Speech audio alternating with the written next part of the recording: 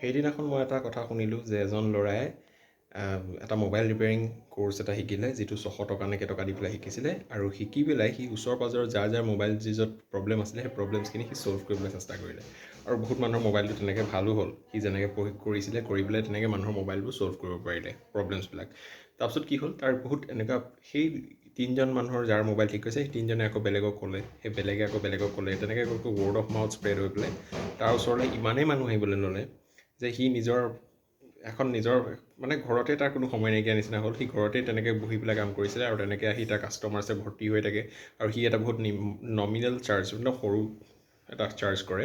সেই তেনেকৈ কাষ্টমাৰ্ছ আহি পেলাই এতিয়া মই এই বস্তুটো দেখি বা মই এইটো শুনি পেলাই বহুত বেছি ইনস্পায়াৰ্ড হ'লোঁ, কাৰণ সি এটা জাষ্ট 600 ৰুপিজ ইনভেষ্ট কৰি পেলাই ইমান ডাঙৰ এটা স্কেল আপ কৰিব পাৰিছে, ইমান ধুনীয়াকৈ বিজনেছটো।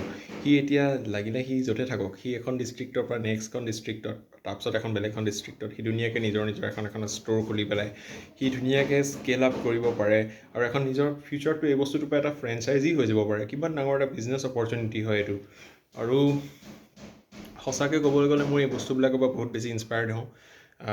এটা চাকৰি এটাতকৈ মোৰ এই বস্তুবোৰ মোৰ বেছি ভাল লাগে, তাৰমানে কেনেকৈ কৰি আছে, আৰু ইমান গ্ৰ'থ অপৰচুনিটিজ। সি কেনেকৈ আকৌ এইটো নহয় যে সি অকল সেইটোতে থাকিব, সেইটোৰ পৰা আকৌ কি কৰিব পাৰে তাৰ নিজৰ ওপৰত কথা।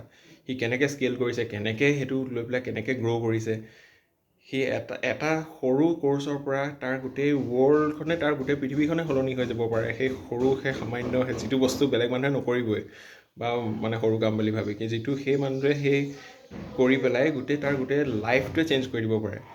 আৰু আপুনি ক'ব নোৱাৰে যে সি সেইটোৱে কৰিব, তাৰপিছতো কিমান কৰিব পৰা, কিমান অপশ্যনছ থাকে। I am really proud of this kind of thing, I am really proud of this kind of গাই।